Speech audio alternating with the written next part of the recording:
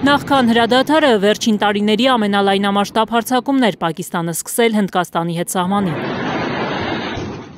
Իսլամաբադը օդ էր հանել իր բալիստիկ հրթիռները ու խփել հարևան պետությանը։ Ջամու և Քաշմիր նահանգում զոհեր, վիրավորներ կան, այդ թվում բարձրաստիճան պաշտոնյաներ։ Էսկալացիայի համար էր Հնդկաստանը մեղադրել Պակիստանին, հայտարարել, որ երկրի հյուսիսային և արևմտյան սահմանների երկայնքով հետ են մղել թշնամու հարձակումները։ Ըստ Նյու Դելիի, նաև մարդկային մեծաթիվ կորուստներ ունի Իսլամաբադը։ Հնդկաստանի երկնքում օդային մարտերի ժամանակ 100-ից ավելի կործանիչներ են կռվել առավոտյան, երկու կողմից էլ։ Պակիստանն իր սադրիչ և լարվածությունը սրող գործողություններով թիրախավորել է Հնդկաստանի քաղաքներն ու քաղաքացիական ենթակառուցվածքները, ինչպես նաև որոշ ռազմական թիրախներ։ Հնդկաստանի զինված ուժերը պատասխանել են համաչափ, համարժեք և պատասխանատու ձևով։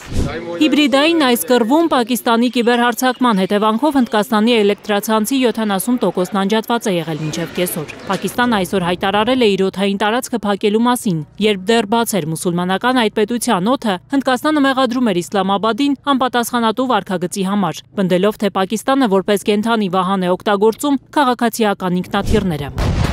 Իսլամաբադը լայնածավալ ռազմական գործողություններ սկսել Նյու Դելիի դեմ մեղադրելով Հնդկաստանին մայիսի 9-ի ուշ երեկոյան Պակիստանի 3 ավիաբազաները հրթիռակոծելու համար։ Ամուրպատ կոչվող գործողության մասին X-ում հայտարարել էր Պակիստանի կառավարությունը։ Ըստ հաղորդագրության ոչնչացվել է Հնդկաստանի և Ռուսաստանի համատեղ ձեռնարկության կողմից արտադրվող գերձայնային Բրահմոս հրթիռների պահեստը։ Ադամպուրում S-400 հակաօդային պաշտպանության համակարգը։ Հարվածել են Հնդկաստանի Ութամպուրի և Պաթանկոտի ավիաբազաներին, բանակցային բրիգադի շտաբին ու ևս 2 ռազմական խոշոր պահեստի։ Ավելի վաղ Իսլամաբադը հայտարարել էր Հնդկաստանի կողմից իր ավիաբազաների վրա հրթիռային հարձակման մասին և սպառնացել հակահարված տալ։ Բազաներից մեկը Նուրխանը, որը Ռավալպինդիում է, մայրաքաղաք Իսլամաբադից ընդամենը 10 կիլոմետր է հեռու։ Այսօր Պակիստանի վարչապետ Շեհբազ Շարիֆը ազգային հրամանատարական մարմնի արտակարգ նիստ էր հրավիրել։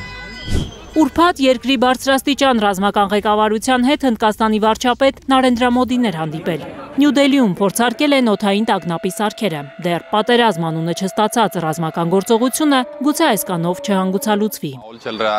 Եթե արտակարգ իրավիճակ լինի, մենք պետք է պատրաստ լինենք։ Քաղաքացին պետք է հասկանա, ինչպես կարող է օգնել իր պետությանը, երբեմն նաև ինքն իրեն փրկելով։ Սահմանին իրավիճակը անասելի լարված է։ Մենք պետք է կարողանանք փրկել մեզ և ուրիշներին։